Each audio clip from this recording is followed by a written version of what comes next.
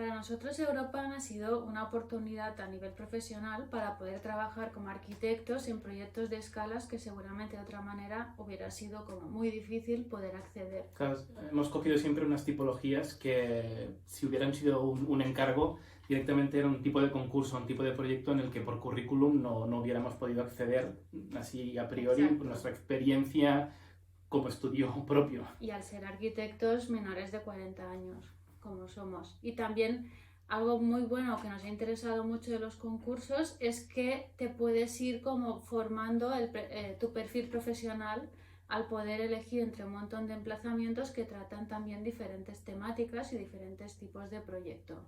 Uno de los temas interesantes de Europan es al ser que cada convocatoria tiene un tema de actualidad que es transversal a todos los emplazamientos, siempre había como una propuesta de reflexión global que nos parecía interesante fuera cual fuera la casuística de un posible futuro emplazamiento.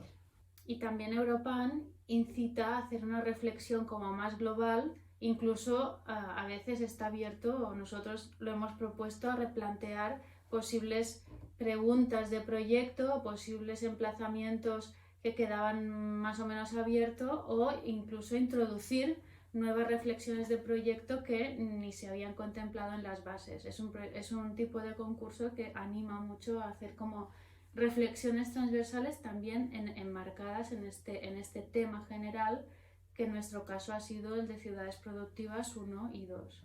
Uno de los otros temas que nos gustaba, que nos parecía interesante, es que es un tipo de concurso en el que el programa y la parcela son relativamente maleables. O sea, en nuestro caso siempre hemos podido trabajar el programa un poco más allá de lo que se proponía directamente o valorar si la parcela o el ámbito del emplazamiento propuesto era justo lo que necesitaba a la ciudad o el lugar donde se estaba actuando o si los límites debían ser otros. Y esto liga un montón con la manera de trabajar que también propone Europan, que es el trabajo a la vez en muchas escalas diferentes, ¿no? La escala de territorio, la de ciudad o incluso la de arquitectura o la de detalle constructivo.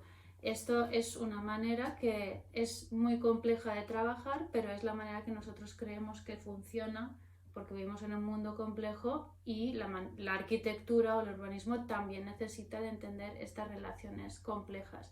Y de hecho es la manera en que lo enseñamos en la universidad.